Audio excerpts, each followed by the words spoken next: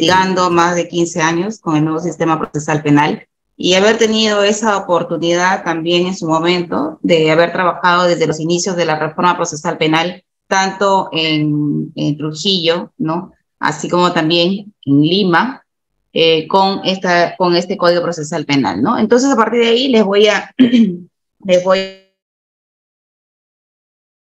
compartir mi experiencia, etapa intermedia, sino también algunas enlazadas, ¿no? Que van a tener repercusión finalmente en etapa intermedia. Bueno, me gusta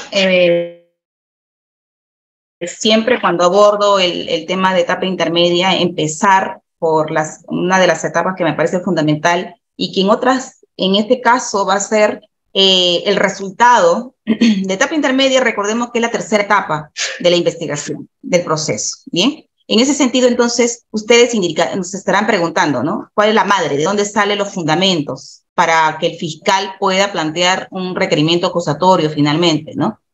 O llegar a la etapa intermedia con un sobreseimiento? Es muy importante que nosotros tengamos en cuenta que sin formalización no hay etapa intermedia. Eso es en principio. Y esa idea nos tiene que quedar clarísima. Sin formalización y continuación de investigación preparatoria, no puede haber etapa intermedia. Y la respuesta en este caso es entendiendo el hecho que recordemos que en la formalización tenemos casi un esquema bastante parecido al de la acusación. Miren, en principio, ante la pregunta, ¿es posible iniciar una investigación preparatoria formalizada contra los que resulten responsables? ¿Qué dicen ustedes? ¿Será posible o necesita estar individualizado? Necesita estar individualizado. ¿Pasa igual en la etapa intermedia con el requerimiento acusatorio? Igual. No hay ningún solo requerimiento acusatorio o de sobreseimiento si es que previamente no está identificado el imputado. Bien, segundo punto. Necesita la formalización y continuación de investigación preparatoria la determinación de los hechos fácticos. En otras palabras, el relato circunstanciado de lo que se le está imputando al procesado, es decir, le están imputando un delito de estafa, de robo, de crimen organizado, de lavado de activos, delitos tributarios, etcétera, en hechos, necesitamos esos hechos. El sobreseimiento y la acusación también necesita esos hechos. Tercero, la calificación jurídica de la formalización es necesaria. El fiscal no se puede dar el lujo de decir, en principio, formalizo investigación preparatoria y la calificación se verá en su momento. Eso no es posible.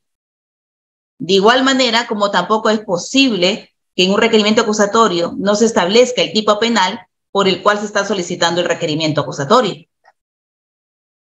¿Se dan cuenta? El cuarto punto está referido a los elementos de convicción. ¿Y cuáles son esos elementos de convicción que trae la formalización? Todos aquellos actos de investigación que se realizaron a nivel de diligencias preliminares. ¿Y cuáles son los actos de investigación que recoge el requerimiento acusatorio? Los actos de investigación que se realizaron con posterioridad a la formalización y continuación de investigación preparatoria. Miren que vamos encontrando 4 características que identifican prácticamente pero no son los mismos, no es lo mismo una formalización que un requerimiento. Y entonces, ¿dónde estará el matiz diferenciador? Porque tenemos ya a la individualización, tenemos los fundamentos de hecho, tenemos la calificación jurídica, tenemos los elementos de convicción.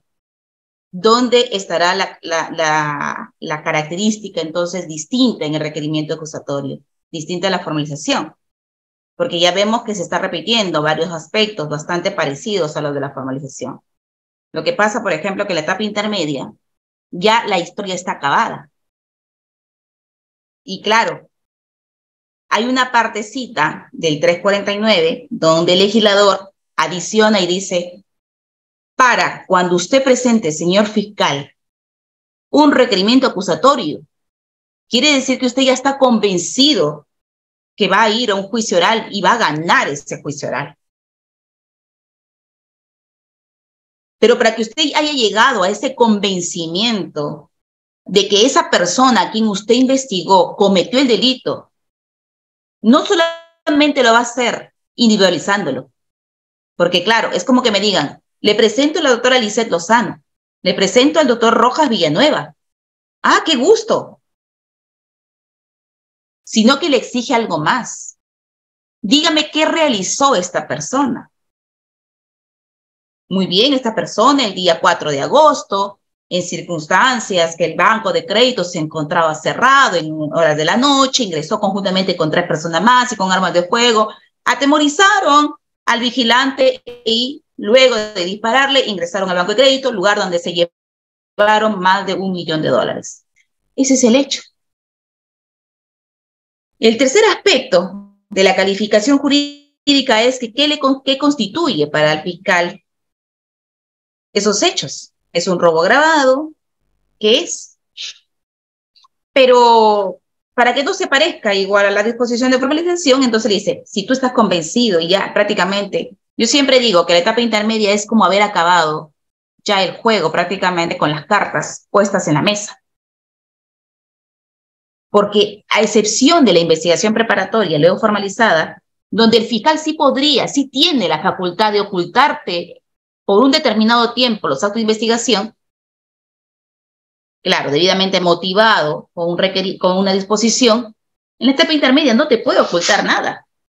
Es más, ahora con estas aclaraciones que se tiene, con los lineamientos y todo ello de la Corte Suprema, a usted, señor abogado, se le va a notificar no solamente la acusación, sino también los medios probatorios con los cuales se sustenta el requerimiento acusatorio. Doctora, pero los elementos de convicción no son iguales a los medios probatorios que está solicitando para su actuación en juicio. No. Los elementos de convicción son aquellos que realizó el fiscal en la investigación. Testimoniales, documentales, etcétera. Actos de intervención, actos de incautación, actos de allanamiento, etcétera, etcétera. Los medios probatorios son aquellos donde les indica en el requerimiento y le dice, ¿sabe qué, señor juez? Yo necesito que usted me admita estos medios probatorios para actuarlos en juicio oral. Y ahí viene una de las diferencias con la disposición de formalización. Porque en la disposición de formalización, el fiscal impulsa actos de investigación. Está bien, en la disposición de formalización dice, elementos de convicción, la declaración de Anita, realicé la declaración de Anita, la declaración de Pedro, etcétera. Todos provienen de la investigación preliminar. Y dice, a fin de complementar la investigación, establezco un plazo de 120 días a fin de realizar los siguientes actos de investigación, peritajes, etcétera. Es decir, en otras palabras, con la formalización, el fiscal se está ordenando. Y claro, de acuerdo a la estrategia que tiene, sigue impulsando actos de investigación. ¿Pero por qué eso, doctora? Porque recordemos que las diligencias preliminares con la investigación preparatoria, cuya característica específica es investigación. A diferencia de la etapa intermedia. La etapa intermedia ya no es característica la investigación. Su característica propiamente dicha de la etapa intermedia es la de realizar un saneamiento. Algunos de repente acá llevan procesos civiles, ¿verdad? Y también tienen la audiencia de saneamiento, la audiencia de saneamiento probatoria, ¿verdad? Muy bien. Esta es nuestra audiencia en el proceso penal, esta es nuestra audiencia de saneamiento. Es decir, en otras palabras, determinar si esta causa, si este requerimiento que usted me está presentando ante el juez de investigación preparatoria va a prosperar para que pasemos a la cuarta etapa, que es el juicio oral. ¿Verdad? Eso es entonces, quería hacer esta parte diferenciadora para que se pueda comprender. ¿Y por qué entonces, doctora, usted nos dice por qué muchos de los hechos que están en la formalización van a ser recogidos para el momento de la etapa intermedia, específicamente en la acusación? Vamos a ver más adelante que debe haber un respeto de los hechos en materia de formalización con el requerimiento acusatorio. Y eso es a veces lo que no se comprende. porque recordemos que el requerimiento acusatorio debe estar debidamente motivado. Pero esa motivación no solamente implica hacer citas textuales de libros, de jurisprudencia, de casaciones. Eso no es motivación. La motivación está dado en el hecho de que usted tiene que explicarme, señor fiscal, cuál es su razonamiento. En otras palabras, los motivos que usted ha realizado o usted la lógica que ha realizado, razonamiento lógico que le ha conllevado, en principio, determinar que yo debo ser pasado a la cuarta etapa de juicio oral. Luego, ¿cómo es que le ha llegado el convencimiento de mi vinculación con los hechos? Número 3, ¿qué razonamiento tiene respecto a la determinación de la pena que me está solicitando? 4, ¿cuál es el convencimiento que usted tiene para determinar que yo debo pagar una reparación civil? Y 5, ¿cuál es la pertinencia, conducencia y utilidad que usted está determinando en ese requerimiento para solicitar la actuación probatoria en juicio oral? ¿Se dan cuenta? No es un trabajo menor. No es un trabajo que se puede hacer como de la noche a la mañana y ese requerimiento. No, para mí, y aquí respeto el trabajo de los fiscales, de los señores fiscales, es una labor ardua, ¿no? Ya estaríamos en su, como se dice, en su despacho y veríamos toda la carga procesal que hay, toda la presión que existe para poder cumplir con los plazos y sobre todo para, claro, aterrizar ese razonamiento que a veces es bastante complicado y es por eso que están a veces ahí los errores que se realicen esos requerimientos. Pero, claro, eso es parte del control jurisdiccional que tiene que pasar por parte del juez de investigación preparatoria. Bien, entonces eso lo veremos en la audiencia de etapa intermedia. Entonces, me quedo con esta idea donde la etapa intermedia, entonces, característica propia es ser una etapa de saneamiento. Con esa idea quiero que nos quedemos. Una audiencia, una etapa de saneamiento. ¿Para qué? Para pasar por el control, todo ese requerimiento. Recuerden que una vez concluida la investigación preparatoria, cumplió los plazos, ya sea un proceso común, un proceso de carácter complejo o un proceso de crimen organizado, dependiendo de los plazos.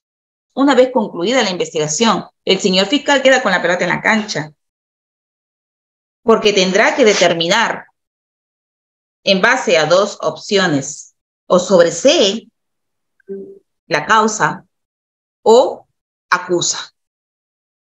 ¿Por qué parte se va a decantar finalmente a la conclusión de la investigación?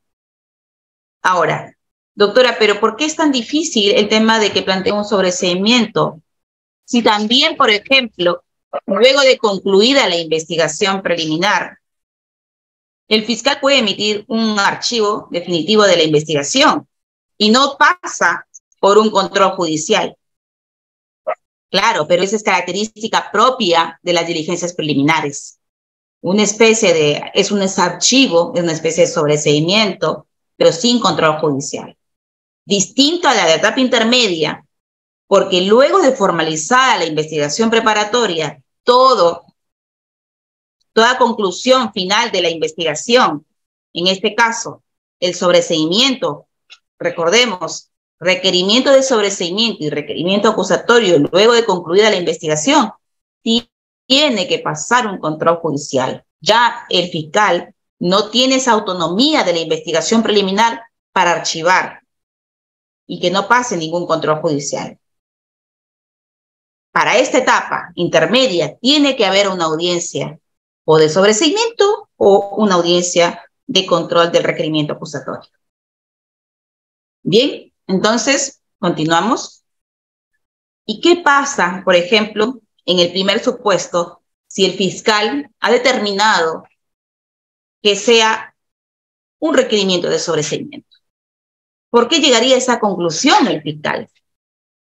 Pese a que hay una formalización donde el fiscal dijo que vinculaba al señor Juan con el delito de robo agravado. Claro, lo que pasa es que la hipótesis, recordemos que el planteamiento de la disposición de formalización es un planteamiento de hipótesis, así como muchos de nosotros hicimos en un momento una tesis. Esa es la tesis de la fiscalía, esa es la hipótesis. Pero para poder corroborar esa hipótesis, para eso está la investigación, ¿verdad? Entonces, al final de la investigación, va a encontrar un resultado. Ese resultado de su impulso de acto de investigación determinado en declaraciones testimoniales, recabo de declaraciones a lo mejor de testigos protegidos, documentación, levantó el secreto bancario, levantó el secreto tributario, la reserva tributaria, diversas acciones, inspecciones que haya podido realizar, identificaciones, corroboraciones de declaraciones, etcétera. Verificación de audios, escucha de audios, corroboración, homologación de voces, etcétera. Una serie de actos de investigación que prevé el código, pero que solamente lo puede hacer durante la investigación. Y es por eso que les decía, las dos etapas, recordemos, preliminar y luego de formalizada, eminentemente de investigación. Y yo digo que esos actos de investigación que realiza el fiscal, porque cada providencia o cada disposición que emite el fiscal, impulsando actos de investigación, van a ser posteriormente sus insumos para una parte del requerimiento que formule en etapa intermedia. Pero para llegar a la conclusión del sobreseimiento, como en este caso estamos viendo, luego de concluir la investigación, quiere decir que el fiscal no logró acreditar su tesis, no logró corroborar la hipótesis de vinculación y de responsabilidad del investigado. Y eso se debe a varias circunstancias. Miren, ¿cómo es que el tiempo puede perjudicar incluso la investigación? Si usted, con un perito, usted es fiscal, si usted llega a la escena del crimen, supongamos que han denunciado un delito de homicidio, si usted llega después de 5 días a la escena del crimen, ¿usted cree que va a encontrar las mismas huellas que hubiese encontrado si hubiese llegado en 1 hora? Por supuesto que no. Los peritos van a decir, se encontraron huellas, a lo mejor llovió en la escena del hecho, a lo mejor fue manipulado por terceros la escena del hecho. Tantas cosas pueden acontecer, por eso que les digo, el tiempo es sumamente perjudicial en una investigación cuando se quiere recabar elementos, elementos de convicción. Ya tenemos el tema de las huellas, ya tenemos, por ejemplo, si queremos hacer análisis de sangre, ya queremos ver de repente algunos elementos criminalísticos dentro de la escena del hecho, pero como fue manipulado por tercera persona, ya no encontramos a lo mejor el arma de fuego, ya no encontramos a lo mejor pelo de la persona a la que victimó, etcétera. O sea, una serie de circunstancias criminalísticas que nos pudo haber dicho cómo aconteció el hecho y darnos algunos indicativos de vinculación con la persona que estamos procesando. Pero así como también el fiscal puede vincular a una persona, también lo puede estar haciendo de manera errónea. ¿Cuántos de nosotros hemos participado en una rueda de presos? Díganme ustedes si se respeta el hecho de colocar a las personas con características semejantes al del investigado con otras personas de igual similitud. ¿Se respeta o no se respeta? Díganme si el policía detrás de esa ventana que se encuentra la parte de gravedad de reconociendo no puede ser subjetivo y puede estar indicándole a la víctima que señale a esa persona que está en la rueda de presos. Claro, por supuesto que puede estar haciéndolo.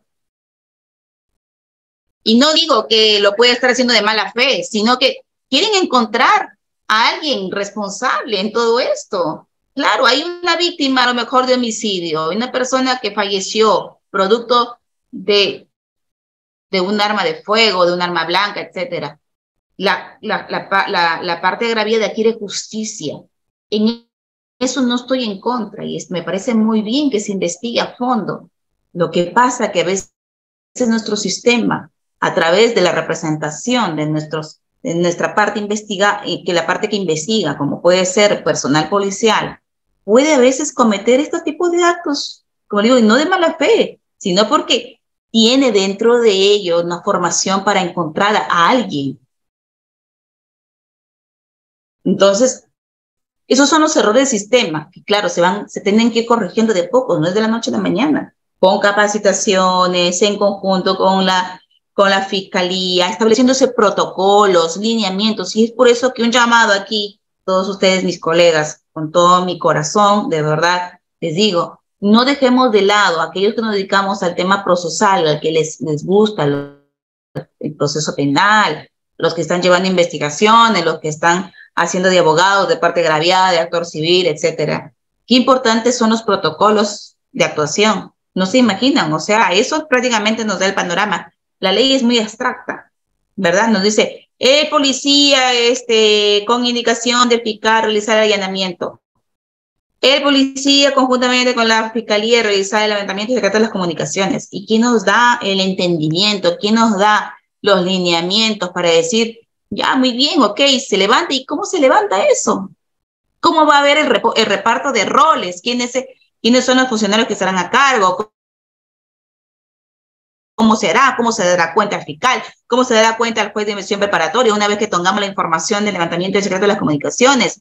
¿Va a ser en tiempo real, en tiempo histórico? Etcétera, etcétera. ¿Se dan cuenta? O sea, el proceso penal es bastante complejo. Pero de ahí la importancia y lo bonito del proceso penal. Porque claro, ¿saben dónde se ve prácticamente? Donde dice, donde las papas queman, si se realizó respetando el protocolo, en la admisión probatoria, doctores.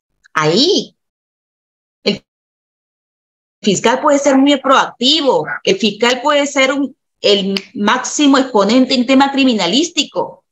Es más, está versado con un máster en el extranjero, haber sido premiado en temas de investigación.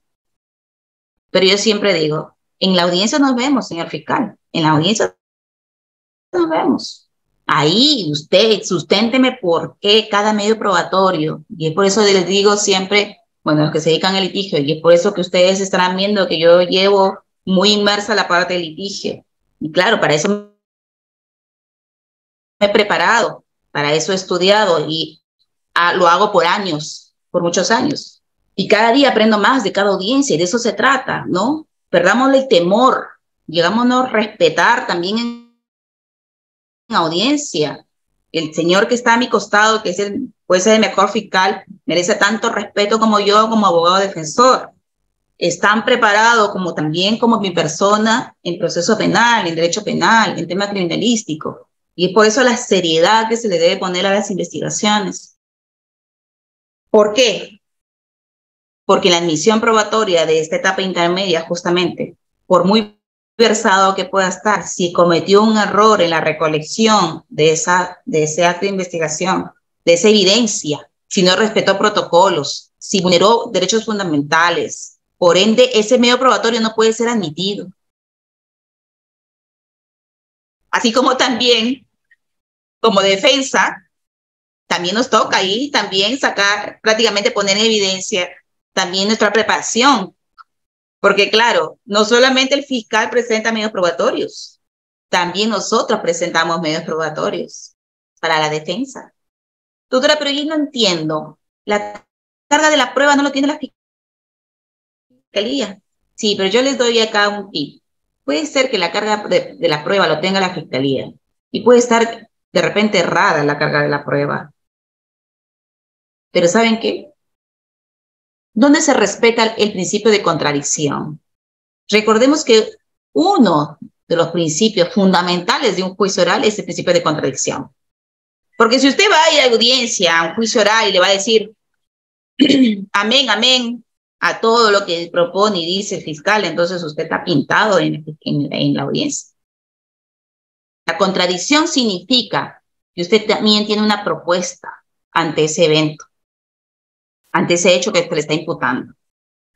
La contradicción significa que pese a que de repente usted asumió una defensa luego de etapa intermedia donde no presentaron pruebas, usted sí tiene de repente del análisis que controvertir esa declaración testimonial que resulta contradictoria con la declaración previa. Por eso les digo, o sea, trabajo hay. Trabajo hay muchísimo y a veces no se entiende cómo es que algunas personas cuando nos buscan para patrocinar le dicen, pero doctora, es que no va a ser más que ir y solamente presentarse en audiencia. Discúlpeme un momento. No es que me voy a ir y que me vean la cara de bonita ahí en la audiencia, no es así, señores. O sea, yo previamente en mi gabinete, en mi oficina, con mi equipo, he tenido que prepararme. Y son preparación de muchas horas. Primero porque yo tengo que aterrizar la teoría absolviendo una acusación de la etapa intermedia. Yo no me voy solamente a decirle amén al fiscal. Como el fiscal tampoco me va a decir amén a mí. Por supuesto que se va con todo. Y claro, que hay muy buenos fiscales que lo guerrean hasta el final. Ya decía yo que aprendí de un fiscal en el Callao, porque claro, si me declaraban infundado algo, yo no presentaba reposición. Cuando en eso comencé a ver a este señor fiscal y decía, ante cada inadmisión probatoria, decía, reposición, señor juez, reposición nuevamente, ¿no? Y nuevamente entonces elucubraba muy bien su razonamiento y trataba de convencer al juez hasta que por fin le admitían su medio probatorio y decía, no, entonces esta parte del litigio está muy buena de este señor fiscal. Yo tengo que imitarla. No puede ser que si me dicen, no, si admite, yo me quedo ahí nada más, o sea, sin decir nada. Agotemos la vía de la reposición, porque ese es el planteamiento, justamente ante el recurso de la inadmisión, presentar la reposición en la misma audiencia. Entonces se dan cuenta, doctores, el arte, ¿no?, del proceso penal, que toda esta ejecución en el proceso penal es bastante apasionante. Solamente basta, creo que, así como también tenemos muy buenos libros, también tengamos buenos docentes que de esa manera apasionada también nos vuelquen sus conocimientos. Pero no solamente sus victorias, también sus derrotas, porque de eso aprendemos más. Pero a veces solamente nos dicen, sí, yo solamente hice esto, solamente son bombos y aplausos. ¿Y por qué no contamos las derrotas? ¿Por qué no dijimos que en dónde malogramos un caso? Y dónde aprendimos también de ello. Qué importante sería tener, ¿verdad?, libros así también donde los autores nos digan cuáles fueron sus mayores errores y qué no lo volverían a cometer. De eso se trata, doctores. La vida es así, de a pocos, pero vamos aprendiendo. Y entonces nos encontramos con esta casación 181-2011 Tumbes.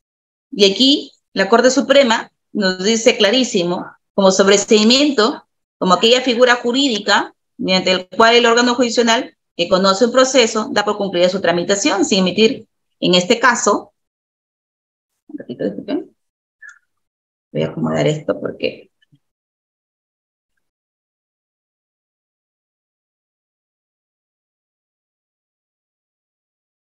Bien, en este caso el órgano judicial dice no se pronuncia respecto a si el imputado es responsable o no de las imputaciones. Claro, en ese caso el juez, ante el requerimiento del fiscal, que puede presentar por diversas causales. Una de ellas, por ejemplo, puede ser la falta de elementos de convicción. No se logró acreditar la vinculación del procesado respecto de los hechos que se le estaba imputando a nivel de diligencia de investigación preparatoria. Puede sobreseer, pero claro, no puede haber un sobreseimiento sin antes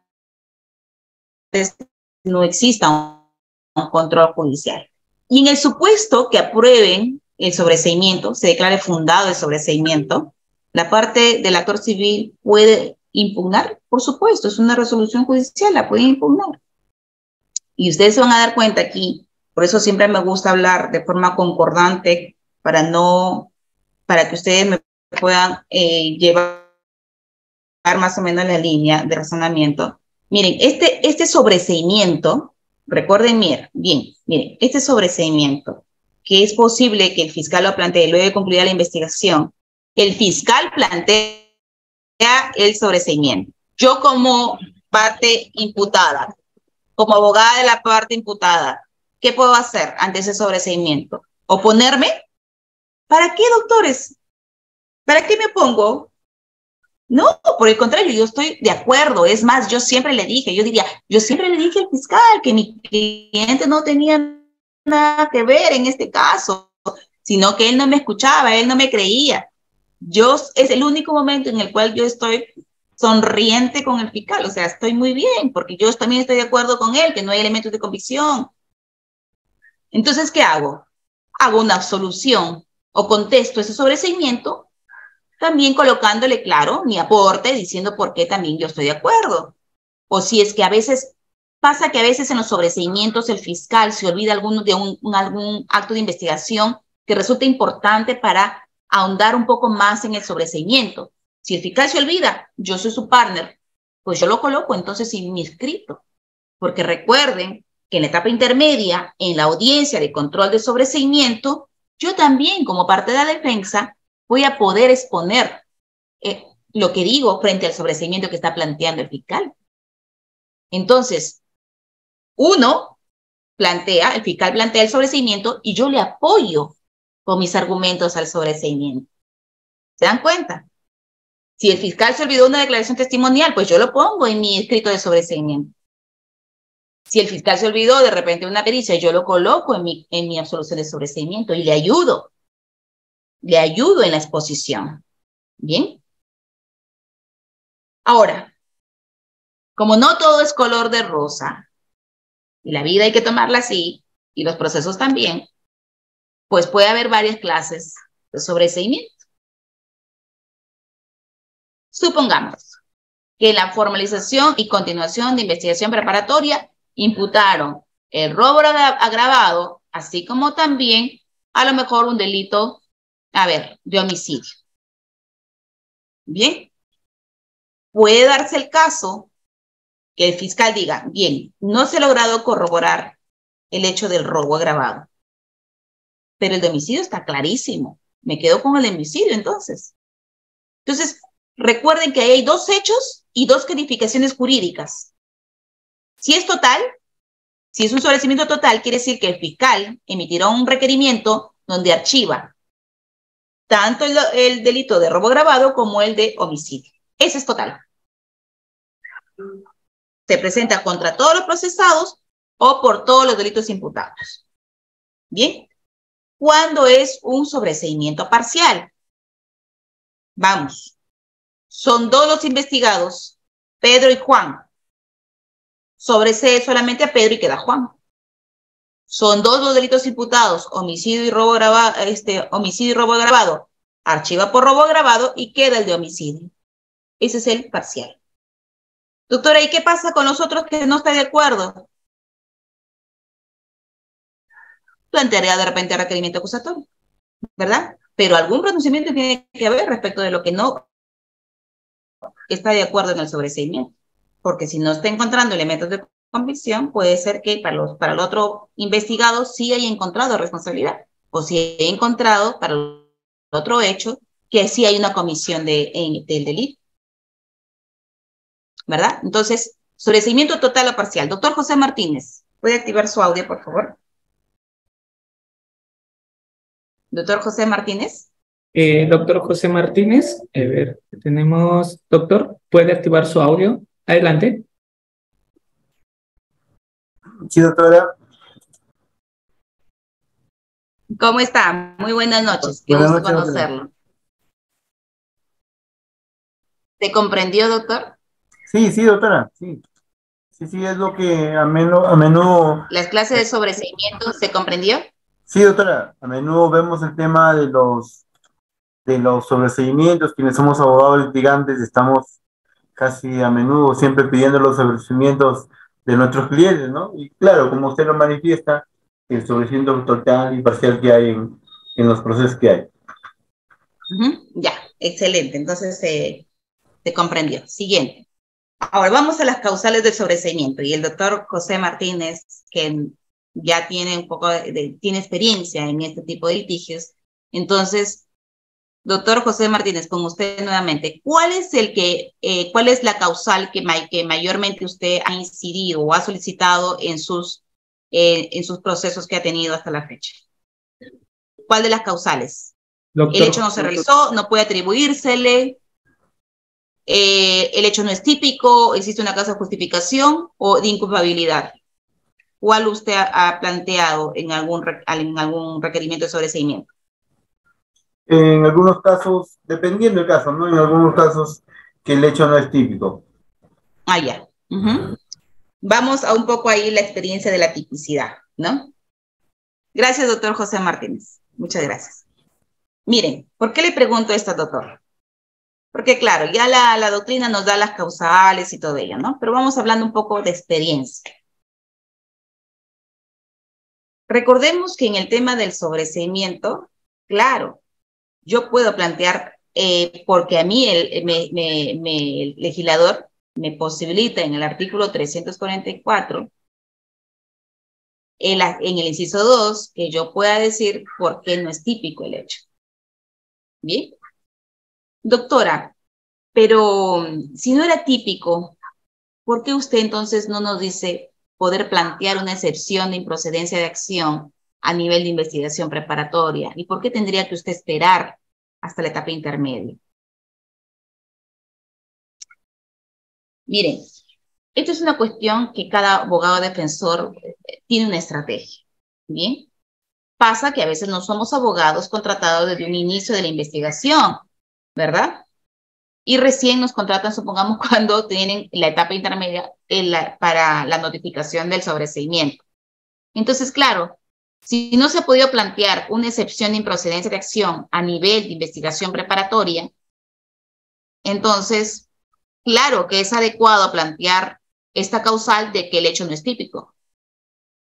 Ahora, la tipicidad, claro, va a depender de cada delito, ¿no? Y el planteamiento por el cual usted indica que no cumple con los elementos objetivos del tipo penal, ¿verdad? Pero ¿qué pasa, por ejemplo, si yo, una abogada diligente, una abogada seria, ¿no?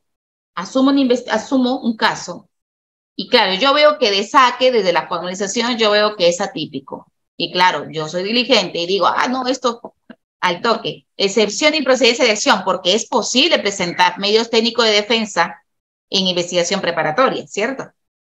Y entonces planteo mi excepción de improcedencia de acción.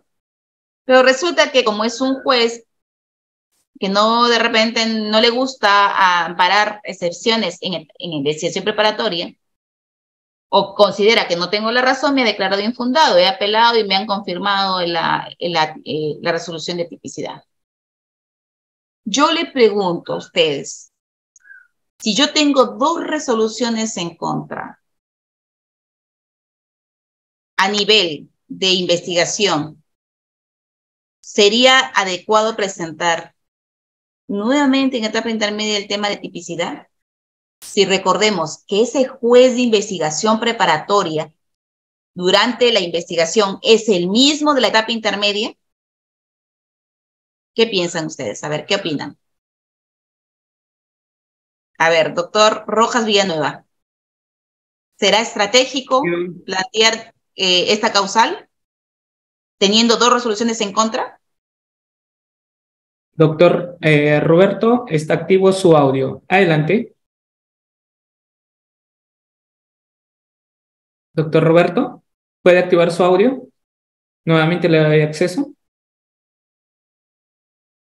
Sí, puede activar, doctor, de su audio la parte inferior izquierda,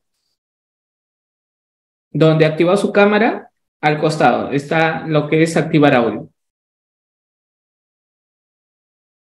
¿Sí? Si no, damos pase a otro participante, doctora.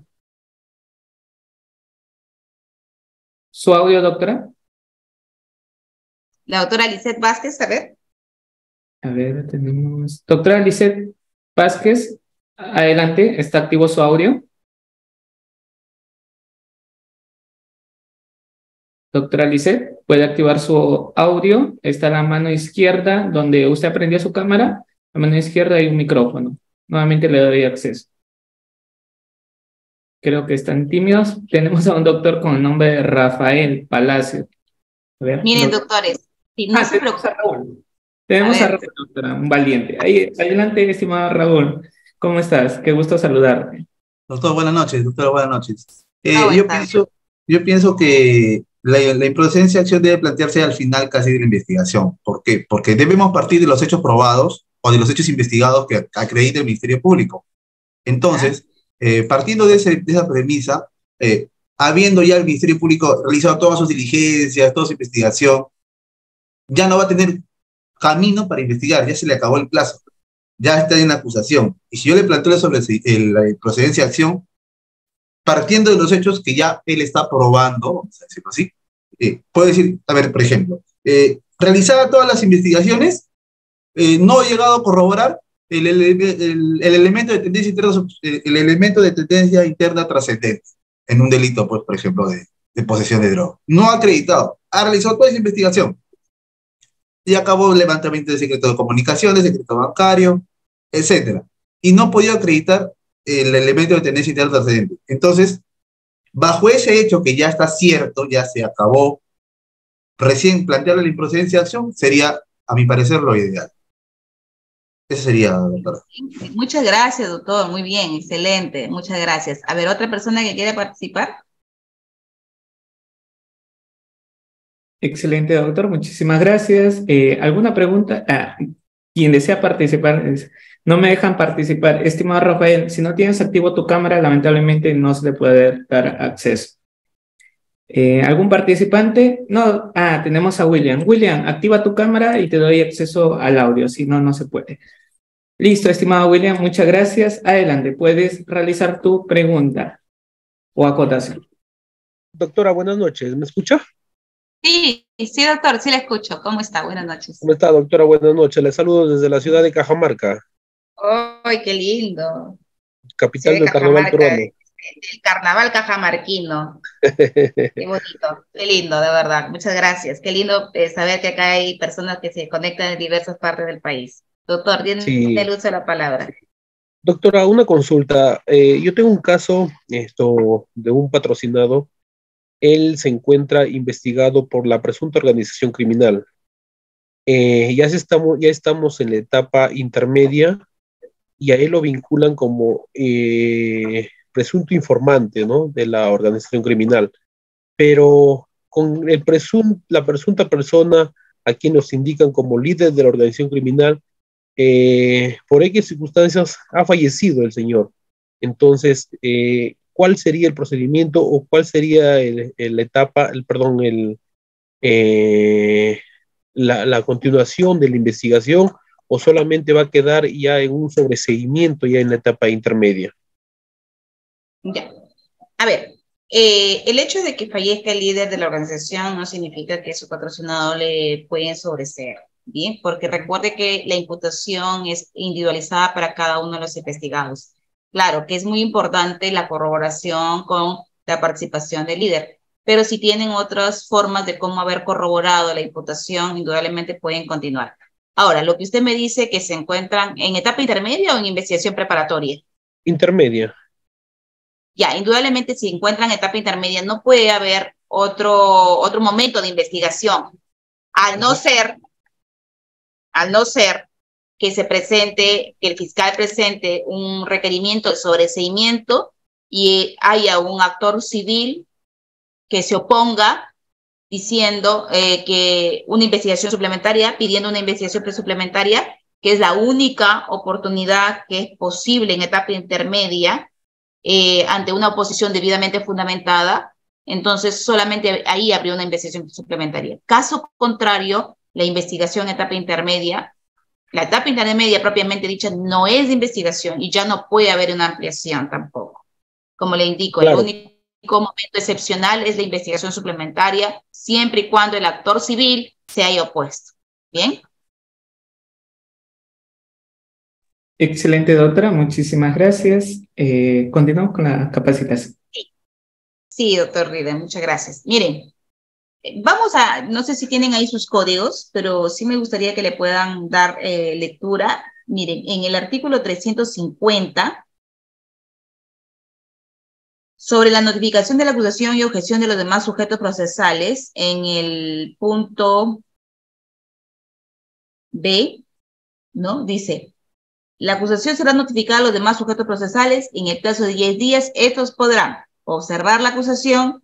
2, deducir excepciones y otros medios de defensa cuando no hayan sido planteados con anterioridad o se funden en hechos nuevos.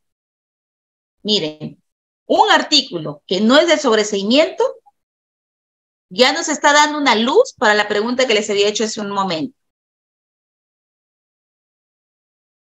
¿Qué nos está diciendo el legislador? Miren, usted en investigación preparatoria, usted sí puede plantear medios técnicos de defensa. Perfecto. Y también compatibilizo con la opinión que ha dado nuestro colega. Nos dice, yo para qué planteo excepciones en investigación preparatoria si yo puedo esperar la etapa intermedia y como ya no va a ampliar ninguna parte de investigación, yo ahí planteo estratégicamente mi excepción. Pero claro, doctores, hace un momento yo les preguntaba, ¿ustedes creen que es estratégico que luego de traer 2 resoluciones en contra de una excepción, yo vuelva a plantear una causal de hecho de atipicidad en etapa intermedia? Para mi criterio es que es inoficioso. ¿Por qué? Porque ya me dijo el mismo juez que ahora le estoy planteando que para él sí es típico. Y ya me dijo esa sala que para ellos también es típico. Entonces me voy a buscar otra causal, pues doctores. ¿Verdad? ¿Para qué agoto mis balas en una causal que ya me han dicho con anterioridad que para ellos sí es típico? Distinto es el caso, doctores, y nuevamente vamos al 350 porque ahí nos están viendo una ventanita. Bien, vamos a explicar esa ventana. Miren, deducir excepciones y otros medios de defensa cuando no hayan sido planteados con anterioridad.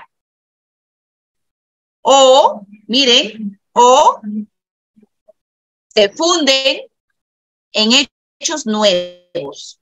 Ah, qué interesante. O se funden en hechos nuevos.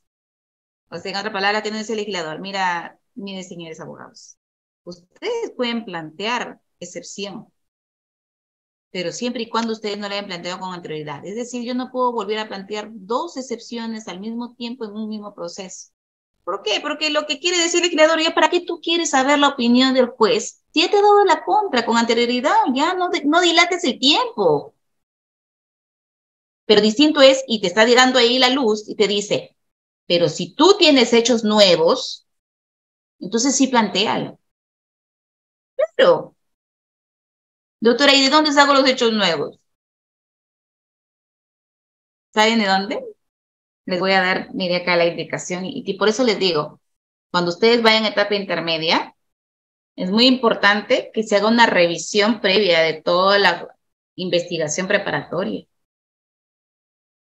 No es que solamente me notificaron la acusación, pues entonces ya ahí tengo el requerimiento y para que ya me pongo a leer, si a mí no me pagaron para leer toda la investigación. No se trata de eso, doctores. Si tienen que cobrar ustedes un horario, cobren, pero hagan la chamba completa. Miren, los hechos nuevos salen si luego de plantear la investigación preparatoria hay una ampliación de hechos. Esos son los hechos nuevos. Puede ser que ustedes plantearon la excepción de improcedencia de acción frente a los hechos de la disposición de formalización, donde, por ejemplo, dijeron que su cliente lo estaban vinculando porque había ingresado al banco de crédito a llevarse $1,000, ¿verdad? Durante la noche, y hay todas las agravadas, ¿ok? Pero distinto es que posteriormente le amplíen la investigación diciendo que también le imputan el delito de homicidio. Usted frente al tema de robo agravado planteó excepción, pero usted no lo planteó frente al homicidio. Entonces el homicidio, los hechos del homicidio es un hecho nuevo. Llegada a la etapa intermedia, usted sí puede plantear excepción, pero del hecho nuevo. ¿Cuál sería? El homicidio. ¿Sí? ¿Me lograron comprender?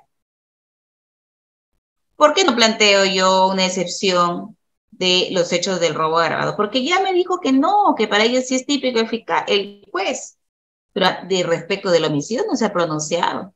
Entonces ahí sí puedo aprovechar esta causal. Por eso miren qué interesante es ir analizando, no como mecánicamente cada uno de los dispositivos procesales, sino ir entendiéndolos en su contexto, en conjunto, concordándolos. Y a veces hay figuras procesales que incluso no le van a dar a usted la solución, pero si usted lo concuerda y le analiza la lógica que tiene el legislador, va a encontrar usted ahí la respuesta. Bien, bueno, ahí tienen un aspecto que me parece relevante y a veces no se encuentra dentro de los libros, ¿no? Esto es pura práctica, pero ya ven cómo se está razonando ahí. Doctor Reader. Doctora, una pregunta, por favor, si se puede, claro. Doctora, tenemos bueno, algunos conocedores dicen del derecho procesal penal, que dice en que en lo que es la audiencia normalmente en prisión preventiva, ¿sí? Normalmente ellos aplican el contrainterrogatorio, ¿correcto? Pero ¿es válido sabiendo que tenemos una etapa que es en el juicio oral, que se debe aplicar el contrainterrogatorio? Gracias. A ver. En principio, en una audiencia de prisión preventiva, ¿no? Eso es lo que me dijo, ¿no, doctor Ride? Sí, doctora. En principio, en una audiencia de prisión preventiva no puede haber un contrainterrogatorio. ¿Por qué? Porque el contrainterrogatorio es propio del juicio oral. Pero incluso, miren, doctores, yo diría hasta de la investigación. Porque cuando usted, por ejemplo, le citan para que esté presente respecto de un testigo que usted no lo ha ofrecido, usted puede asistir en la investigación preparatoria, está presente, y cuando usted le dice, ahora corresponde las preguntas de la abogada defensora del imputado, ¿no? Usted ese testigo no lo ofreció, y ese es el contra. Testigo que no ofreció, usted le hace un contrainterrogatorio. Entonces ahí cuando usted le da la posibilidad de contrainterrogar a un testigo que usted no ofreció, sino que es de la fiscalía, entonces en ese momento usted le comienza a preguntar, ya, escudriñar qué fines tendría de repente de mentir, la fiabilidad, la confiabilidad de su testimonio, etcétera, etcétera. O a confrontarlo, incluso con otras declaraciones de otros testigos. Ese es el contrainterrogatorio, doctores, ¿no? Pero claro, ¿cuál es la desventaja de estar en una declaración a nivel fiscal? Que usted no le puede decir objeción a las preguntas que formule el fiscal, porque en ese momento se le dice, ¿sabe qué? Yo acá soy el fiscal, y yo soy el que estoy a cargo de la investigación, y acá es mi despacho, no. Así que, ¿para qué nos peleamos con el fiscal? Claro, propiamente dicho, el contrainterrogatorio entonces, en virtud de los principios de inmediación, contradicción, publicidad, ¿verdad? Igualdad de armas está propiamente dicho en el juicio oral. Porque claro, ante el testigo que me presenta el fiscal, me toca interrogarlo y se llama contrainterrogatorio, y cuando yo formule una pregunta inadecuada, el fiscal me podrá objetar, que es algo que yo no podía hacer en su despacho, ¿verdad? Ya entonces ahí estará tomando conocimiento por el principio de mediación, el juez estará tomando conocimiento, ¿no? Si este testigo finalmente se le puede creer, ¿no? Si es confiable, si es creíble, todo, ¿no?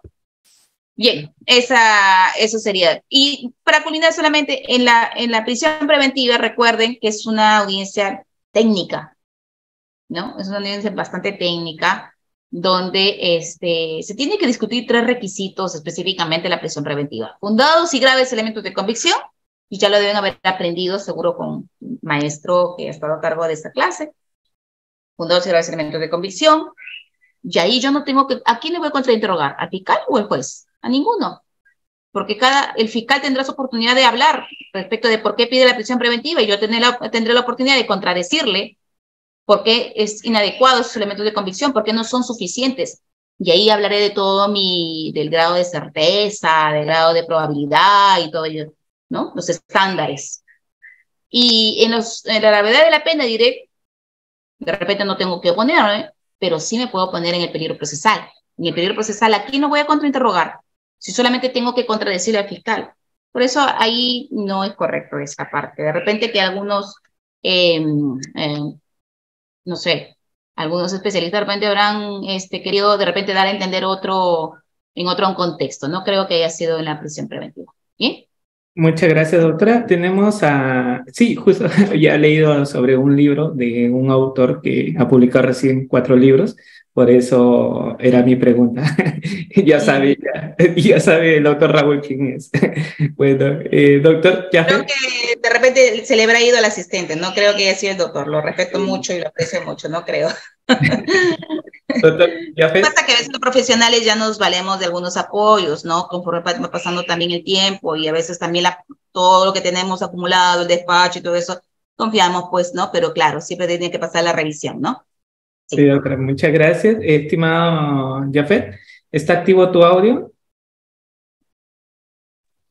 Doctora, buenas noches, un gusto escucharlo, felicitarlo por su brillante exposición. Doctora, durante su exposición yo entiendo que para presentar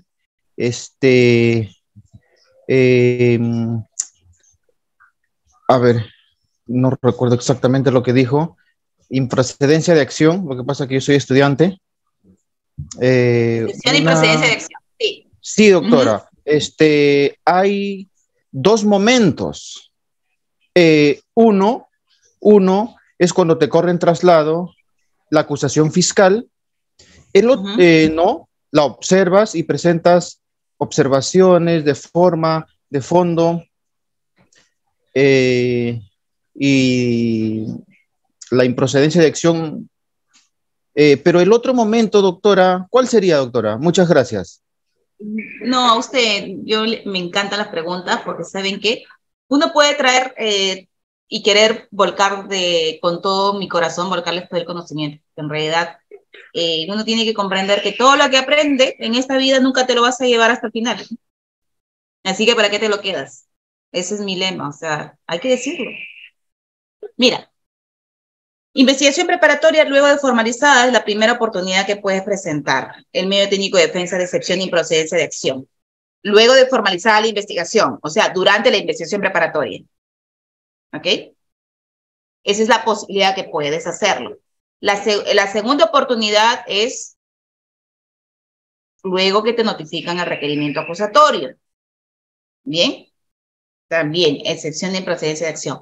Pero claro, como les leí hace un momento, el código te va a limitar en el 350 y te va a decir, señores, abogados, si usted ya planteó en investigación preparatoria, ya no puede volver a plantear en etapa intermedia, salvo que sea hechos nuevos. ¿Bien? No es que tenemos 2 oportunidades para plantearlo, no. Es una sola que puede ser o investigación preparatoria o etapa intermedia. ¿Bien? O puedo plantearlo por hechos nuevos en etapa intermedia, solamente excepción de improcedencia de acción por hechos nuevos. ¿Bien? ¿Sí me logró comprender? ¿Me dejé entender? Presumo que sí, porque bajó su manito, pero sí, gracias, Jafet, por intervenir. En las capacitaciones con la institución no implica que si es abogado o estudiante, igual tienen las mismas oportunidades, así que nosotros encantados, ¿sí? Doctor Eber, damos paso a usted y continuamos con la sesión porque tenemos hasta las 9 de la noche, ya que luego de allí tenemos una siguiente capacitación. Doctor Eber, adelante, por favor. Doctor Eber, ¿puede activar su audio? Donde usted activó la cámara al costadito, a la mano izquierda, encuentra lo que es audio, tipo micrófono, parte inferior izquierda, ¿sí? De su pantalla, ahí está, perfecto, puede interactuar. Doctora, buenas noches. ¿Cómo está? ¿Qué tal, doctor? Agradecerle la ponencia que está realizando sobre este tema, que es muy delicado y también muy sensible para la etapa intermedia. A la pregunta mía es, doctora, muchas veces cuando estamos litigando nos encontramos con esta situación, que los patrocinados les notifican la acusación. Como ellos desconocen de la norma los plazos, no lo absuelven en el plazo de 10 días. Y justamente para el día de la audiencia nos buscan, ¿verdad? Entonces mi pregunta es, ¿qué hacer frente a ese escenario, tanto más que no tienes la oportunidad de realizar la observación? Pero el código también indica que el juez debe resolverle de oficio, pero entendemos que los magistrados no asumen esa responsabilidad. ¿Cómo cómo actuar frente a esa negligencia de un colega o del mismo patrocinado. ¿Qué hacer en ese escenario, doctora? ¿Cuál sería el mecanismo para nosotros entrar a control formal y control sustancial, teniendo en la mano medios probatorios o elementos de convicción, mejor dicho, que desacreditarían todo lo que la Fiscalía había hecho? Sería eso, doctora. Gracias. Bien, muchas gracias. Sí, es una pregunta bastante interesante porque, valgan verdades, para nosotros los abogados es a veces el día a día, ¿no? De esta parte, o que bien no tuvo abogado, ¿no? O dos, o que fue un abogado irresponsable y no contestó. Pues esas dos cosas pueden acontecer. Bien, miren, en el primer caso, yo considero que pese que no haya contestado el abogado defensor en su momento, ¿no? Hay que ver el primer aspecto relacionado a la notificación. Yo creo que por ahí empezaría. Porque miren, no es igual si es que tuvo un abogado defensor de repente en la investigación y acontece eso, a veces el procesado contrata solamente al abogado para la diligencia de declaración en ese momento. Pero como ya quedó sus datos consignados, por eso tengan bastante cuidado cuando van a una declaración, señalen que solamente ustedes están contratados para esa declaración, porque así salvan cualquier responsabilidad. El hecho a veces de no contestar la acusación acarrea responsabilidades. Claro, ya va a depender del procesado si los queja ante la comisión del Colegio de Abogados o bueno, entabla un tema de indemnización, etcétera, etcétera, y todas las responsabilidades que pueden haber de ese tema, ¿no? Entonces, siempre hay que colocar ahí, o en todo caso, si es que ha sido contratado simplemente para la declaración, presentar posteriormente un escrito indicando de que renuncia a la defensa en el entendido de que solamente fue contratado solamente para esas diligencias de declaración. Por ende, salva cualquier responsabilidad en el entendido que con la notificación de que con posteriores actos de investigación o disposiciones quiera notificársela a su casilla y que no autoriza ninguna notificación. Creo que con eso queda zanjado el hecho de tratar de responsabilizar al abogado con posteriores notificaciones que se emitan. Punto número 2.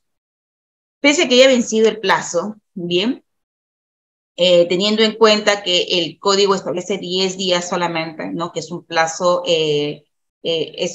que concluye, indudablemente, es bien difícil, es bien complicado que un juez de investigación preparatoria, luego de vencido los 10 días, acepte una absolución. Es bastante complicado, pero bueno, igual considero que, como usted bien dice, en la etapa intermedia, se pueda igual solicitar al juez, si usted ve, por ejemplo, en la audiencia, con el control formal, usted advierte que hay cuestiones que observar, solamente en todo caso, recordemos que el hecho de no haber absuelto la acusación significa que en muchos de los casos a veces no nos quieren dar el uso de la palabra en audiencia porque no hemos contestado. Y es que el acuerdo plenario establece que son dos los momentos de la etapa intermedia. Uno, el aspecto, la parte escrita y la otra, la parte oral. La parte escrita está dado por el hecho de, primero, emitir el requerimiento, o dos, la solución por escrito, y el segundo momento es la audiencia propiamente dicha. Bien, entonces, estableciéndose en esos parámetros, entonces los jueces a veces son bien lineales y no quieren aceptar. Sin embargo, no obstante, hay que recordar que hay un audio, bien, un audio, entonces ahí tiene que quedar grabado el hecho de que usted le indique, señor magistrado, pese que no he absuelto, no obstante, solamente teniendo en cuenta que usted tiene el control de oficio de las observaciones formales, quiero solamente decirlo esto, y sea muy breve, rápido, pum, pum, y establezca en audiencia lo que usted quiere observar. Yo muchas veces he salvado eso, ¿no? De esa manera. Asumí un caso donde ya había vencido todos los plazos y no tenía otra cosa más que hacer, entonces, por lo menos en audiencia trataba de salvarlo. El segundo momento que tiene para poder deducir un tema de oficio el juez es en los medios técnicos de defensa, ya sea las excepciones o incluso también sobreseimientos, los puede deducir de oficio. Entonces, igual invoquemos, si es que tenemos algo que decir, pidamos la palabra. Yo sé que a veces nos van a hacer callar, entonces insistamos, ¿no? Y tratemos de convencer al magistrado de que es un motivo justamente de derecho de defensa, que usted no puede asumir la responsabilidad de un abogado que no realizó la contestación. Y el tercer elemento que le pido que usted pueda observar es un tema de indefensión. Y claro, si hay indefensión en el aspecto de haberle notificado a un abogado que nunca hizo nada, puede usted plantear una nulidad en todo caso de la notificación, a fin de que posteriormente nuevamente le puedan notificar, ¿no? Hay que verificar ello. Ya, doctora, ¿y qué pasó? Agoté todo eso y no me funcionó. Bueno, y tiene pruebas. Ingresa a juicio oral, las ofrece como nueva prueba, de repente puede ser conocida como posterioridad del control de acusación, ofrézcala como nueva prueba, puede ser que le rechacen. El último momento que usted tiene para que le puedan, en todo caso, admitir es la prueba de oficio.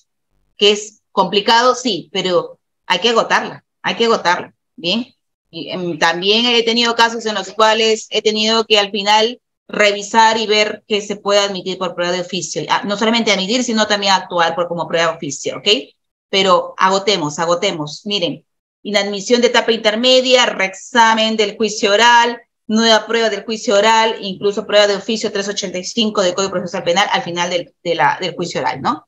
Agotemos, ¿bien? Ok, espero haberles ayudado ahí con esta consulta, ¿ok? Vamos a continuar. Yo sé que hay muchas preguntas, no saben cómo me encantaría ver para Reader un día, de repente una jornada completa de absolución de consultas de etapa intermedia, puede ser, ¿no? Solamente absolución de consultas, sería excelente, de verdad. Bien, déjenme continuar y yo encantadísima, posteriormente les sigo absolviendo las preguntas, ¿bien? Entonces, miren, causales, el hecho no es típico, existe una causa de justificación, y ahí ustedes pueden revisar en todo caso las causales del artículo 20 del Código Penal. Bien. Un momento. Existe una causa de inculpabilidad, en este caso. Lo otro, una causa de no punibilidad. Supongamos que entre dos hermanos se han hurtado, ¿no? Entonces hay una excusa absolutoria, esa es una causa de no punibilidad. O de lo contrario, de repente ha prescrito, también yo puedo presentar la acción penal a se extinguido, puede ser por muerte, por prescripción, etcétera. O el famoso y el que nos gusta mucho esta causal, falta de elementos de convicción, ¿no? Insuficiencia de actos de investigación. Los que se han realizado no son suficientes para acreditar los actos de investigación, y esta es una de las causales favoritas también de los fiscales, ¿no? Ok, vamos a ver. El actor civil, ¿qué rol juega aquí? Porque no todas las veces vamos a tener casos o vamos a estar de parte de, siempre digo, actuando como abogados defensores. También podemos ser actores civiles, ¿bien? Y no porque sea de repente la Procuraduría o actor civil quiere decir entonces que va a estar cruzado de manos, ¿bien? No hay mejor que cada parte del rompecabecita que tenemos en el sistema procesal penal, que es cada uno representando como operador del sistema, el juez, el fiscal, el abogado, el actor civil, jueguen su rol, hagan su rol, ¿no? Actúen de acuerdo a la normativa que les autoriza. Y el actor civil, claro, ¿quién va a ser el que se va a molestar ante el sobreseimiento? El actor civil. La parte agraviada se queda sin indemnización. ¿Saben qué significa eso? O sea, después se puede sentir agraviado, puede haber considerado que ese procesado fue el que cometió el delito, quiere una indemnización, quiere una reparación, que lo dejen sin nada, por ende a cualquiera le molesta. Pero claro, esa parte que es incompatible con su pretensión, tiene que formalizarlo de alguna manera. ¿Bien? ¿Bien?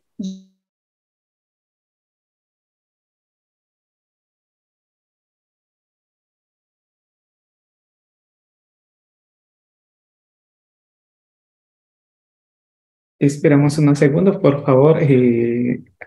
La doctora, sí, ya nuevamente su fallas técnicas del internet, pero ya estamos en segundos, nos hemos quedado en el actor civil. Y sí, como la propuesta que hacía mención nuestra docente, la doctora Lisset, vamos a tener para nuestros diplomados, un ejemplo en Derecho Penal, va a tener también en Paz, van a tener un foro, ¿sí?, de interacción, van a tener después de cada módulo, ¿correcto? Esa propuesta ya nosotros la teníamos para que puedan ustedes interactuar solamente para los que están inscritos referente a un foro de debate de un caso práctico que uno de nuestros docentes estará subiendo en el campus virtual. Vamos a tener más llegada a ustedes.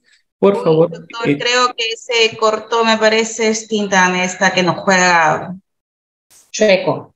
No, doctora, es que mucho conocimiento, doctora. No lo puedo quitar eso. No soporta este internet de tanto conocimiento, ni tantas preguntas. Y tantas preguntas también. De manera jocosa, porque de verdad este tema es bonito, ¿no? Todo este tema de la educación en internet, pero también a veces nos juega esta pasada. Yo les pido disculpas, de verdad. Pero bueno, continuemos, ¿bien? No hay problema, doctora, suele pasar. ¿Nos quedamos en actor civil? Sí, en actor civil. Bien, entonces vuelvo a señalar. Oposición, el juez tiene dos cuestiones. Uno, declara fundada la oposición y investigación suplementaria. Es la única manera de cómo hacer una investigación suplementaria. Bien, no hay otra. Si no hay oposición del actor civil, el juez no puede indicar investigación suplementaria. Y eso quiero que lo tengan bien en cuenta. Bien, control ahí, bastante control. No es que de oficio, eso discúlpame, no es de oficio. El magistrado no puede indicar de oficio una investigación suplementaria. ¿Saben por qué? Porque el actor civil, cuando quiera oponerse, tiene que señalar, no es que quiera una investigación para que se complete y todo ello, no, está muy bien, usted quiere la oposición, usted quiere la investigación complementaria, muy bien, pero dígame qué actos de investigación quiere en esa investigación complementaria. No me venga a decir que quiere 30 días solamente para ir a tomar una declaración, discúlpeme, pero ¿en dónde nos cabe ese plazo solamente para una declaración, ¿no? Y eso es lo que siempre me ha gustado de verdad en las oposiciones. Ya, muy bien, perfecto. Entonces quiero escucharle al actor civil cuáles son los actos de investigación que tiene para una investigación suplementaria, con pertinencia, conducencia y utilidad. Y ahí ustedes van también controlando. Muy bien, que explique, yo le escucho, señor magistrado. Y ahí es donde comienzan a patinar. ¿Por qué? Porque a veces no se sabe señalar los medios probatorios con pertinencia, conducencia y utilidad, porque si no vamos a perder tiempo. Segundo punto. Entonces, fundado, investigación complementaria. Infundado, no hay investigación. El juez no puede declararla de oficio la investigación complementaria.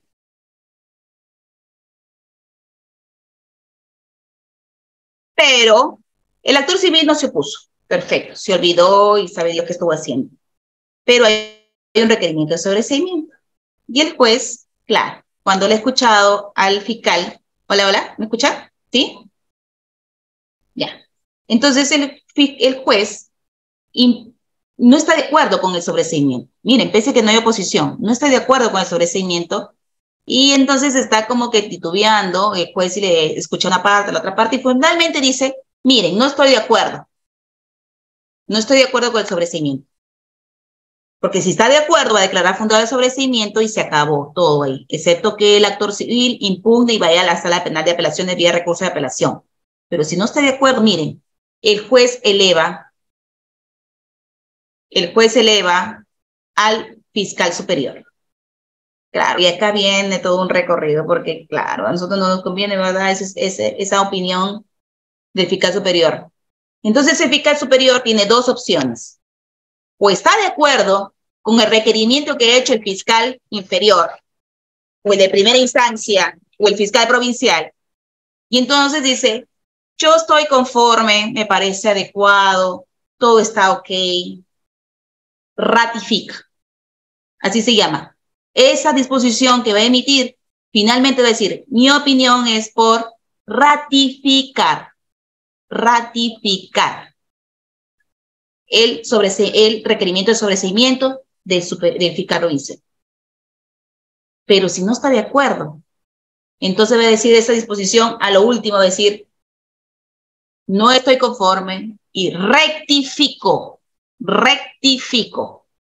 ese requerimiento y por ende, al rectificar, remite los actuados a otro fiscal para que acuse. Tremendo.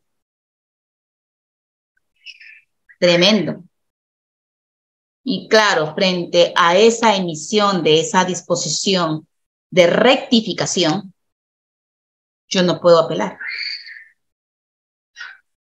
Y eso es, ya, caballero, fue su opinión y mandó a otro fiscal, me acusó. Y eso me ha pasado.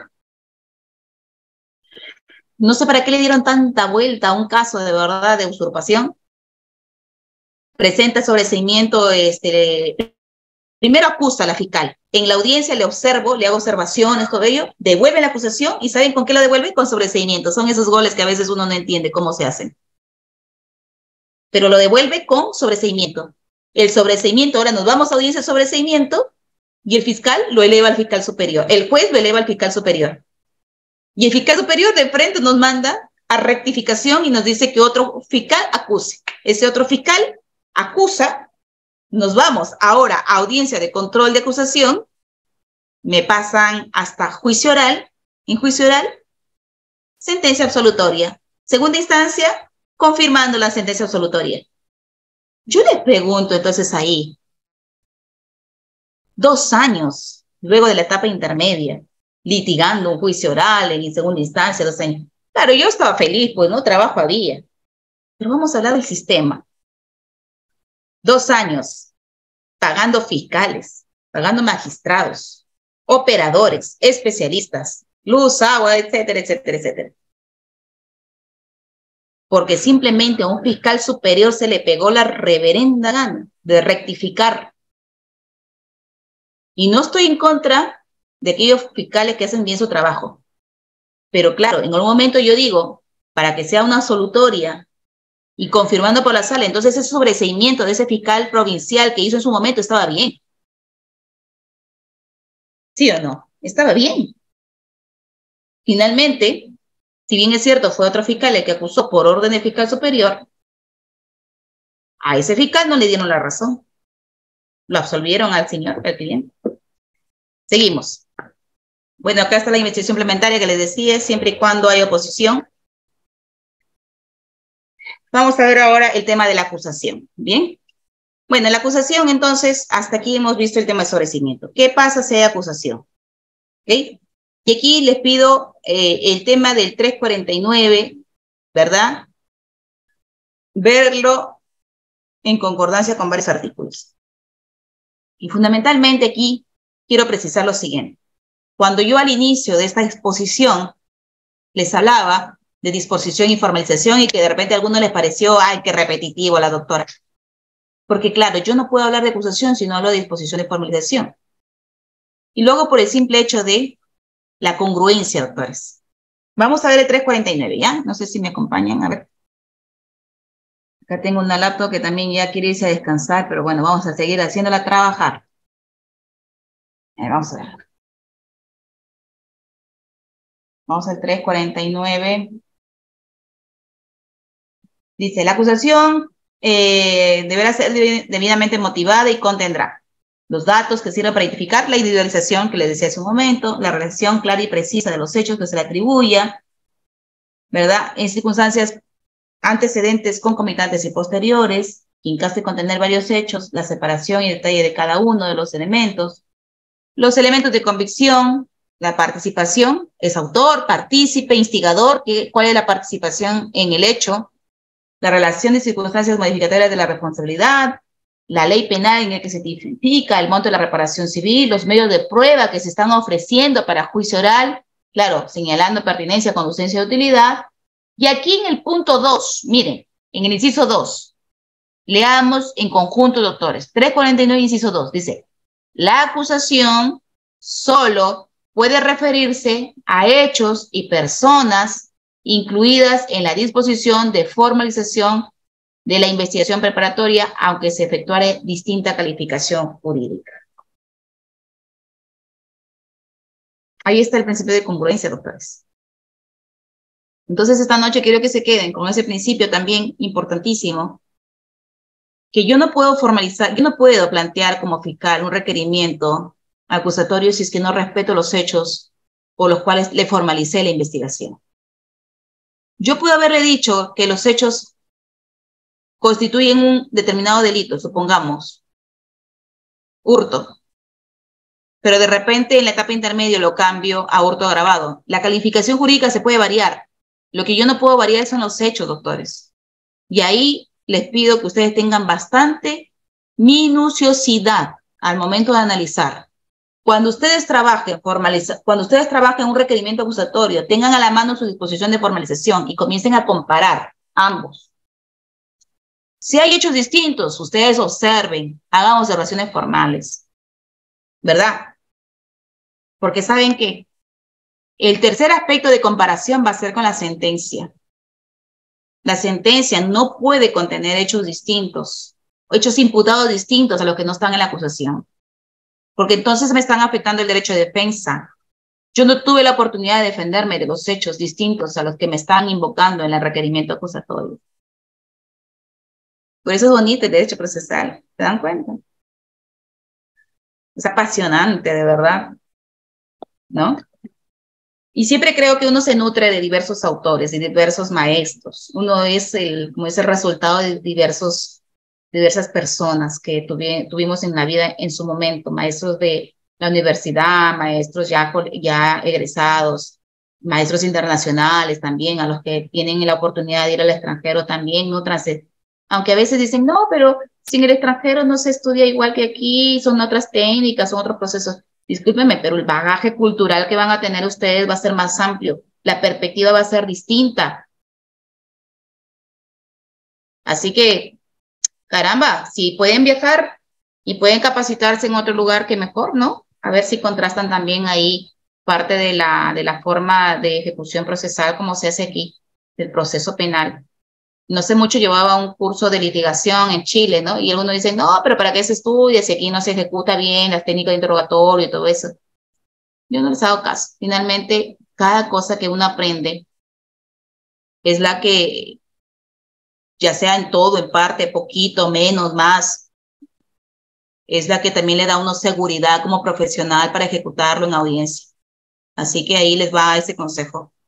La única forma de ser mejor cada día es estudio, estudio, estudio, estudio. Y si es en Audiápolis, mejor, ¿no?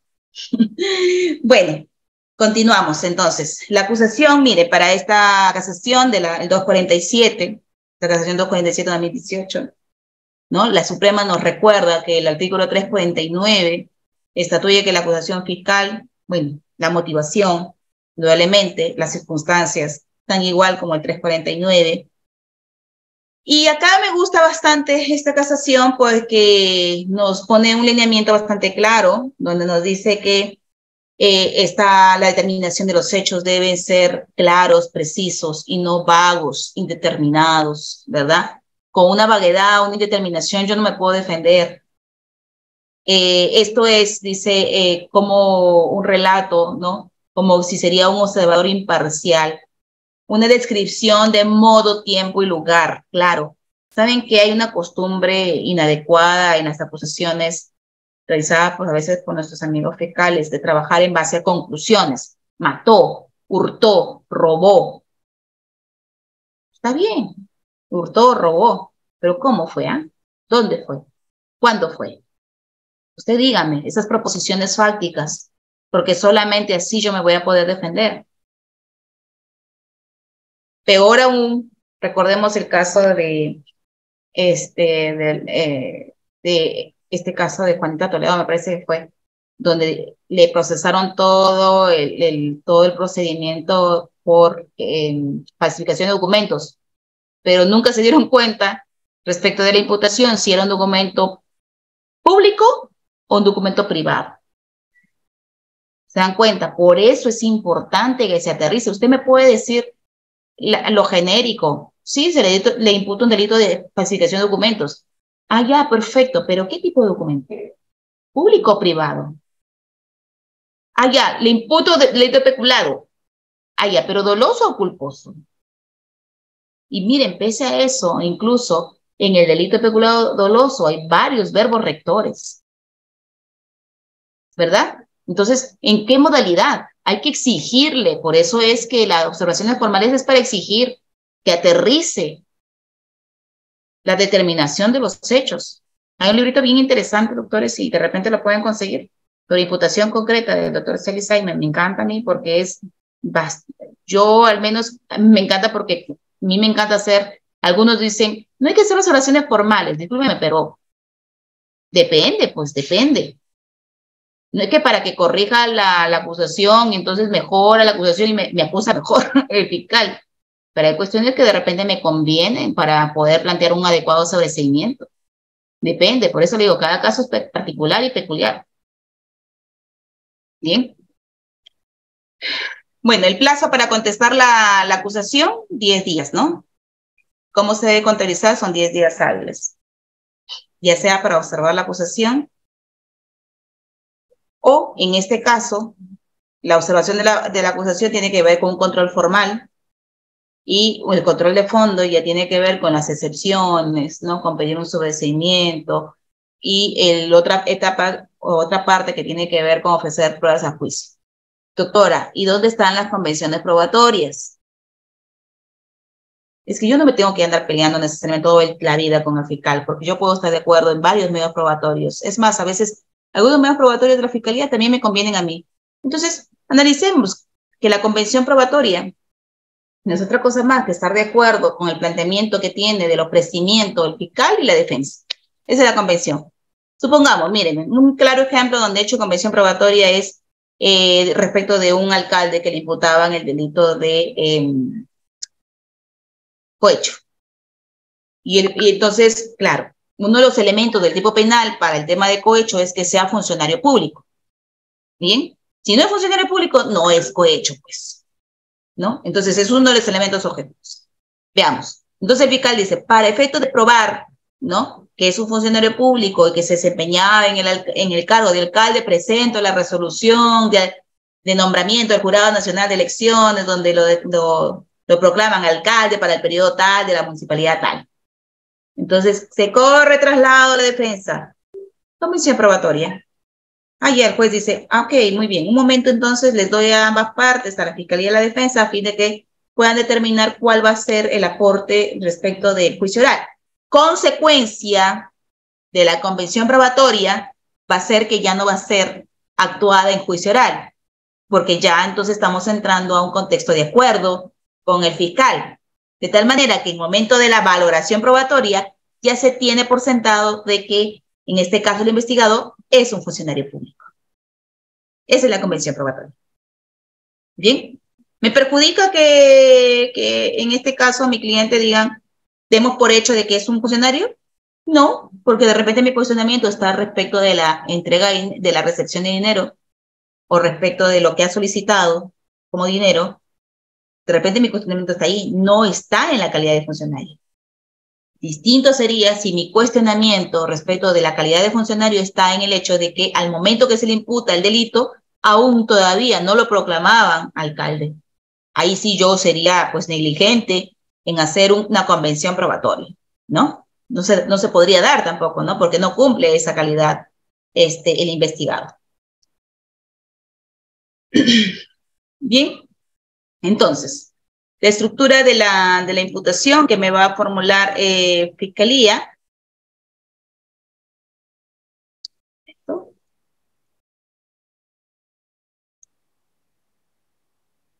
Ya. Hechos fácticos ambiguos, genéricos, que no permiten, claro, ejercer un derecho, un adecuado control, ¿no? A propósito de la estructura de la imputación. Mire, esto me parece sí bastante interesante. El Tribunal Constitucional, en el expediente 3987-2010, señala, es un resumen, el derecho a ser informado de la imputación de 3 elementos configuradores, dice. 1, la existencia de un hecho concreto. 2, la calificación jurídica. Y número 3, de la existencia de evidencia o de medios de convicción. La imputación concreta exige para su configuración estos 3 elementos. Proposiciones fácticas, calificación jurídica y evidencia o medios de convicción. Bien. ¿Cuándo puedo hacer observaciones formales? No dice cuál es el grado de participación del investigado. No dice si es autor, partícipe, investigador, no lo señala. Entonces, ¿cómo yo hago un adecuado derecho de defensa si no me está diciendo el grado de participación? Recordemos que incluso para la determinación de la pena va a tener una incidencia el hecho de cuál es el grado de participación. No es igual la calidad de autor que cómplice secundario, ¿no? Entonces, por eso de ahí la importancia de establecer el grado de participación. La pena no ha sido determinada de forma correcta. Me está aplicando una ley de repente que no estaba vigente al momento de los hechos. Entonces no ha hecho una determinación de pena de forma correcta. No indica qué tipo de daño con el cual está sustentando la reparación civil. Bien, no me dice si es un daño, un lucro cesante, no me dice si es un daño moral, no me dice si es un daño, qué tipo de daño es, ¿no? Nos indica de qué forma específica el medio probatorio corresponde a cada uno de los procesados. Y este también es la clásica de los requerimientos acusatorios. 6 acusados, 50 medios probatorios, y no dice cuál de los medios probatorios le corresponde a cada uno de los acusados. ¿Cómo me defiendo? De repente cita ahí un medio probatorio que no tiene nada que ver con la participación en patrocinado. Eso genera confusión, y eso es lo que se quiere evitar. ¿Por qué? ¿Por qué, doctores? Porque como ya vamos a ver posteriormente, el auto de enjuiciamiento, que es prácticamente el resumen y la resolución final de la etapa intermedia, va a tener que recoger individualización, hechos de cada uno de los acusados, calificación jurídica, los medios probatorios, pena, reparación civil que está solicitando la Fiscalía, los medios probatorios para cada uno de los acusados, y eso de ahí va a ser prácticamente como la plantilla, el camino, la hoja de ruta del juicio oral. Y recordemos que en juicio oral serán otros los magistrados quienes verán el juicio oral, o un unipersonal o un colegiado, pero ya no será el juez de investigación preparatoria. Hace 2 años, me parece, tuve una capacitación con la Corte de Lima Sur y veíamos la importancia, ¿no?, de que los autos de enjuiciamiento te contengan información relevante. No solamente, doctores, de los medios probatorios admitidos, sino también de los medios probatorios inadmitidos. Porque claro, en el 273, al momento que estamos en juicio oral, yo puedo hacer reexamen de medios probatorios inadmitidos en etapa intermedia. ¿Y qué tal si mi auto de enjuiciamiento no me dice cuáles son los medios probatorios inadmitidos? Yo como juez de juicio oral me tengo que echar a leer las actas de etapa intermedia cuando bien se puede agilizar ese trabajo en el auto de enjuiciamiento. Bien, entonces yo creo que uno tiene que trabajar dentro de la estructura del Poder Judicial del Ministerio Público, no solamente pensando en mi comodidad como fiscal o como juez, sino en lo que conviene a la estructura en general. Si yo sé que no voy a ser la juez de juicio, yo soy la jueza de investigación preparatoria, pues cumplo con especificar, ¿no? Porque eso va a ayudar finalmente para el juicio oral.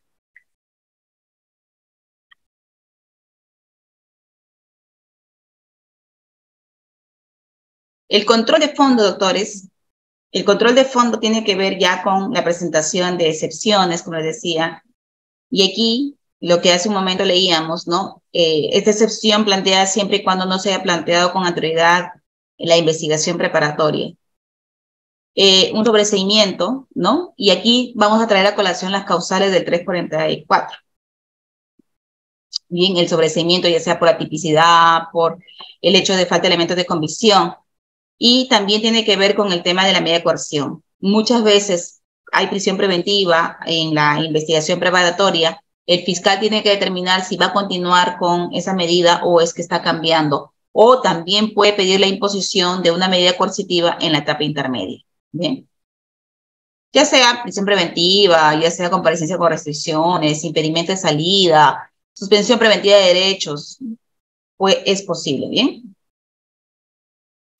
Bien, en el caso que ya les explicaba, ¿no? Esta deducción de excepciones, ¿no? En etapa, luego, en el momento que es notificada la acusación, ya les expliqué, siempre y cuando se trate de hechos nuevos.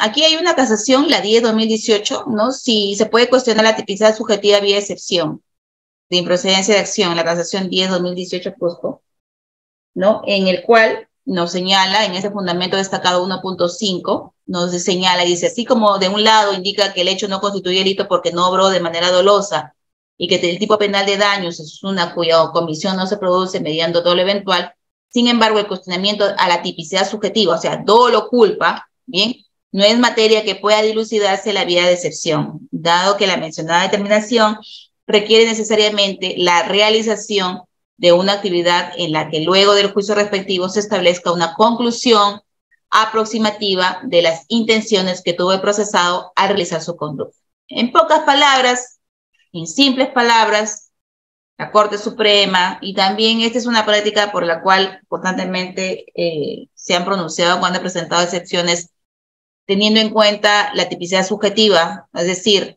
mi patrocinado no obró con dolo, mi patrocinado no obró con culpa, en el presente caso no se advierte dolo, en el presente caso no se advierte culpa, le está diciendo en pocas palabras, ¿sabe qué? Eso no va a ser materia de una excepción, no puede amparar su excepción, va a tener que hacerse actividad probatoria en juicio oral y ahí se determinará si es que existe dolo o culpa.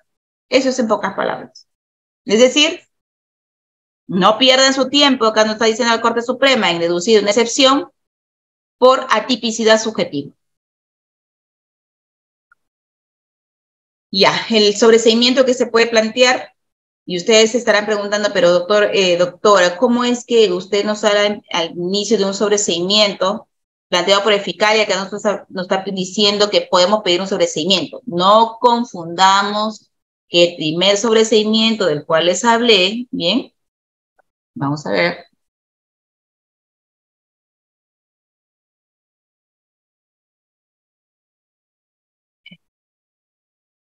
Ya, el sobreseimiento del cual les hablé respecto del 348, bien, no confundamos que ese sobreseimiento es el planteado por el fiscal. Bien, entonces, doctores, este sobreseimiento del cual les mencioné hace un momento y de los cuales en el 340, a ver, vamos a ver, el 344, bien, ahí están las causales, ¿no? El hecho objeto de la causa no se realizó, el hecho imputado no es típico, concurre la causa de justificación, la acción penal se ha extinguido, es del 344. Es decir, concluida la investigación, el fiscal puede plantear ese sobreseimiento y ustedes le apoyan. Este sobreseimiento no es la del 344, sino la que luego que se notifica la acusación, donde en el 350, el 350, vamos a ver aquí.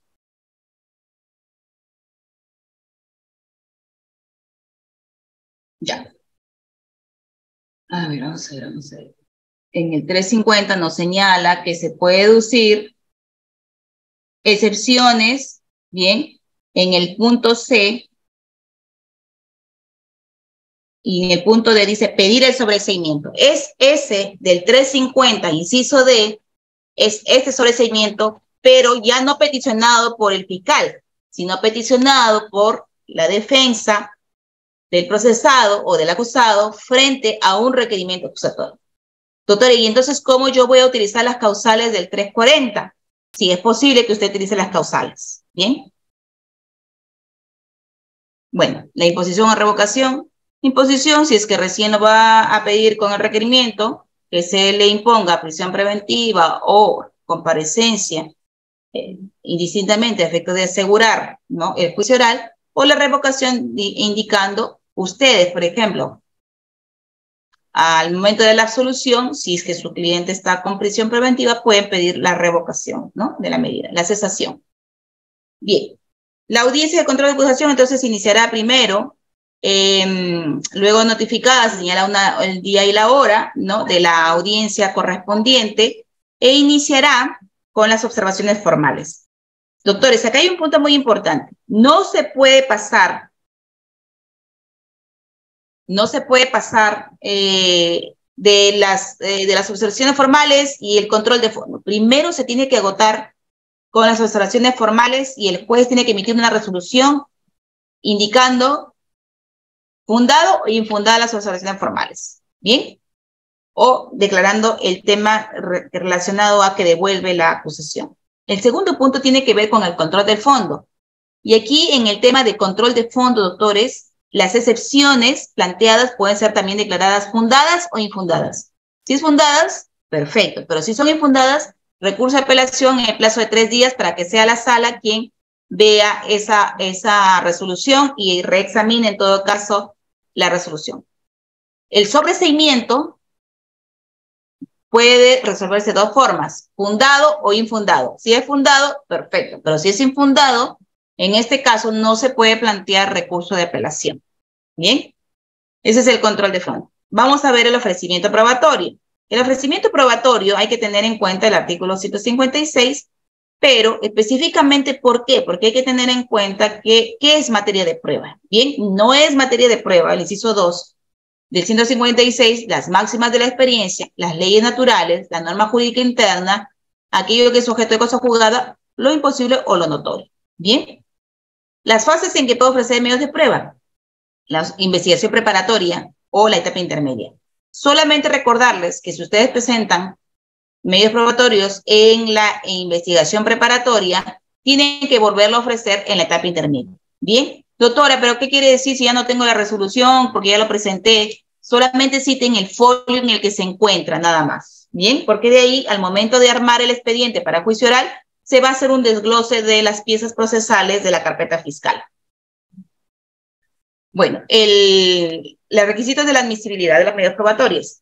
Pertinencia, conducencia y utilidad. Eso específicamente, la pertinencia, la conducencia y la utilidad son sumamente necesarios. Caso contrario, el fiscal, pues el juez, disculpen, va a declarar inadmisible el medio probatorio. Ahora, ¿qué pasa si se declara inadmisible el medio probatorio?